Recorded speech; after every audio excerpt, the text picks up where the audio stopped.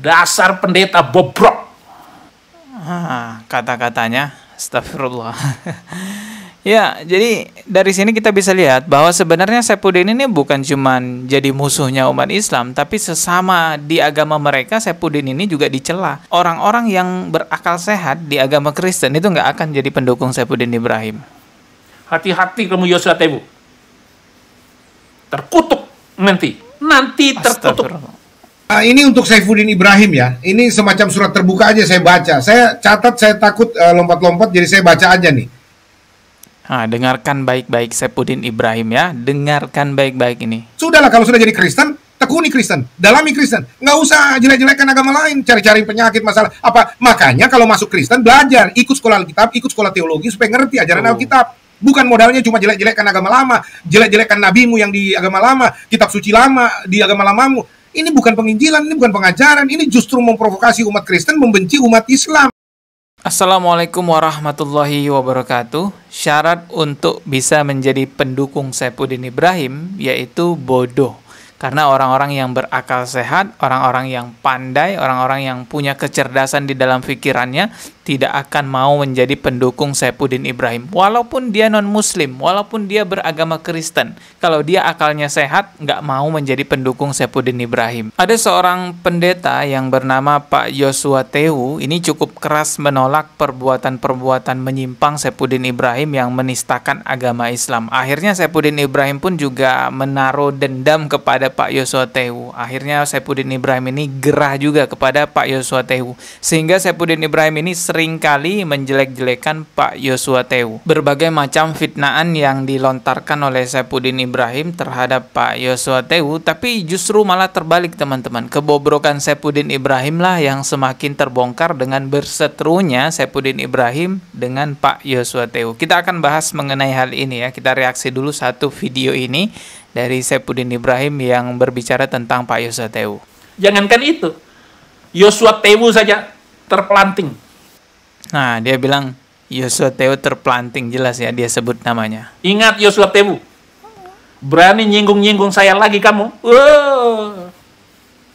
Saya banyak sekali cerita kebobrokan kamu Yosua Tebu. Nah, inilah ciri khasnya Saifuddin ya, sombong dan suka memfitnah. Dia suka mengarang cerita. Rasulullah Shallallahu Alaihi Wasallam itu difitnah, buruk sekali fitnaannya. Nah sekarang sesama pendeta dia juga memfitnah. Dia membuat cerita-cerita yang bohong gitu. Tapi sayangnya pengikut-pengikutnya percaya aja gitu loh. Anak rohani saya baru dekat dengan dia, main kaki di bawah meja. Itu yang ngomong anak rohani saya. Dia goyang-goyang kakinya ke anak rohani saya. Dasar pendeta bobrok. Kata-katanya, astagfirullah.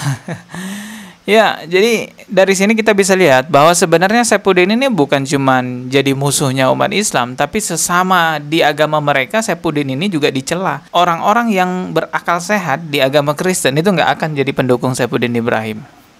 Hati-hati kamu Yosua Tebu. Terkutuk nanti. Nanti terkutuk. Ya, begitu kejinya ya, terlihat sangat dendam sekali Saifuddin Ibrahim kepada Pak Yosua Tehu. Kita lihat dasar pendeta bobrok. Tuh.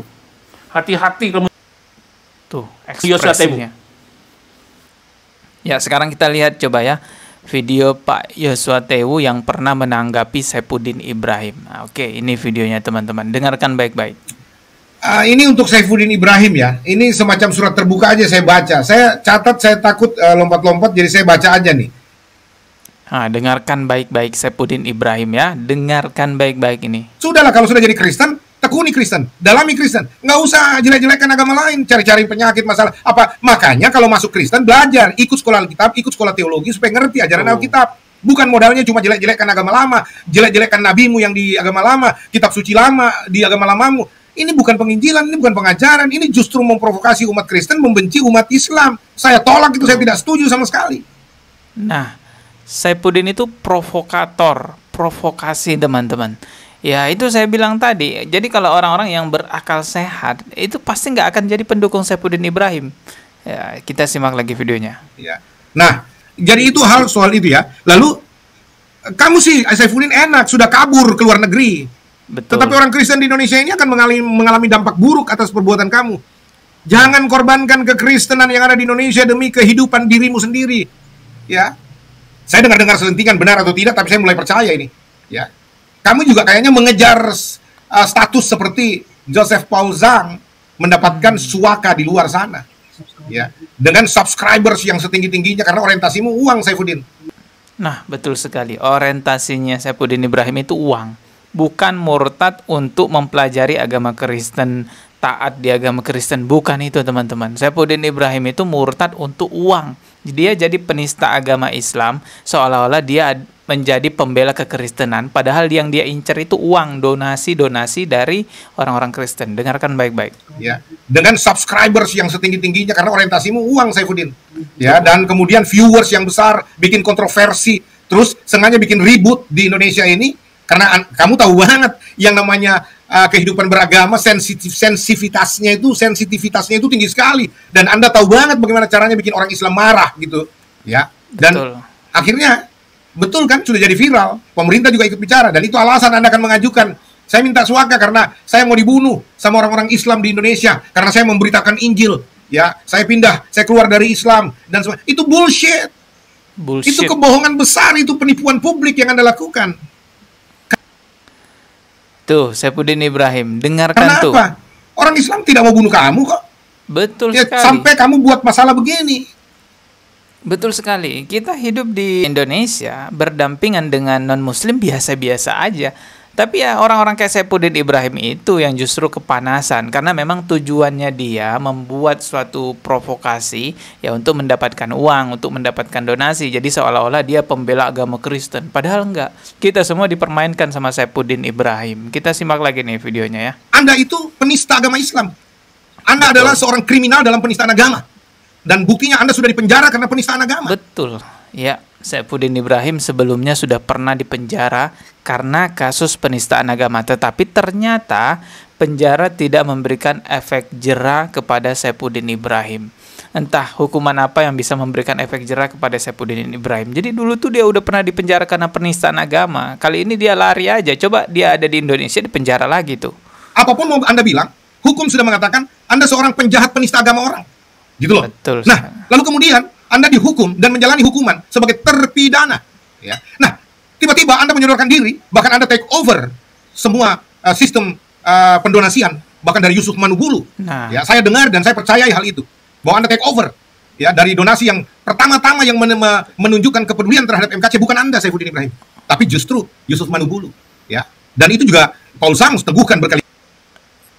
Ya, jadi terungkap ya semuanya di balik perjuangannya Saifuddin Ibrahim. Itu sebenarnya yang diincar apa?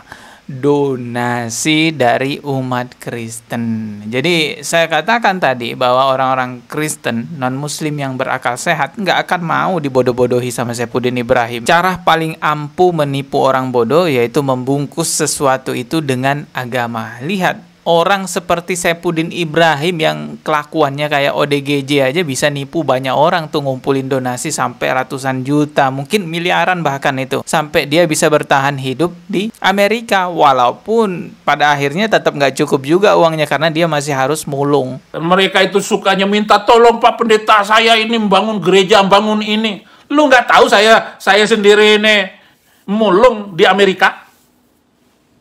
Kok minta uang sama saya? Nanti kalau saya sudah kaya, nanti kalau saya sudah jadi pejabat di Amerika ini, kalau penginjilan makin rame. Tuh jelas kan kata dia, nanti kalau saya udah jadi pejabat, nanti kalau penginjilan makin rame, baru punya uang banyak. Karena memang orientasinya Saifuddin Ibrahim itu menginjili orang ya untuk uang. Dia bukan menyebarkan agama, tapi lebih kepada mengumpulkan donasi. Masa iya sih orang waras mau ditipu sama ODGJ? Kan aneh-aneh aja gitu lah teman-teman ya. Kita ketemu lagi di video berikutnya. Subscribe dan juga loncengnya ditekan sebagai notifikasi. Wassalamualaikum warahmatullahi wabarakatuh.